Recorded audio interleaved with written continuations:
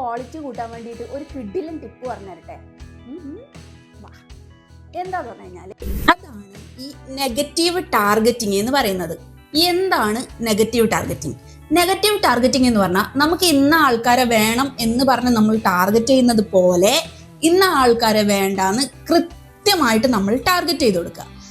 എന്ന് വെച്ചാൽ നമുക്ക് ഫോമിൽ ഫിൽട്രേഷൻസ് ഉണ്ട്, നമുക്ക് കൃത്യമായിട്ട് കൊടുക്കാം ഇന്ന ആൾക്കാരൊന്നും നമുക്ക് വരണ്ടാന്ന്. അതുപോലെ ഈ ലൊക്കേഷന്റെ കേസ് പറയുകയാണെങ്കിൽ എക്സ്ക്ലൂഡ് ചെയ്യാനുള്ള ഓപ്ഷൻ ഉണ്ട്. ഈ പറയുന്ന ജെൻഡർ ആണെങ്കിൽ ഫീമെയിൽ മാത്രം കൊടുക്കുക, അതൊക്കെ ബേസ്. പിന്നെ ഏജ് ഗ്രൂപ്പ് അതൊക്കെ നമുക്ക് ബേസ് ആയിട്ട് അങ്ങനെ എക്സ്ക്ലൂഡ് ചെയ്യാം അല്ലേ. എല്ലാവരും മിസ് ചെയ്യുന്ന ഒരു കാര്യമാണ് ഈ പറയുന്ന നെഗറ്റീവ് ടാർഗറ്റിംഗ് എന്നുള്ളത്. പക്ഷെ അതൊരു വലിയ സംഭവമാണ്.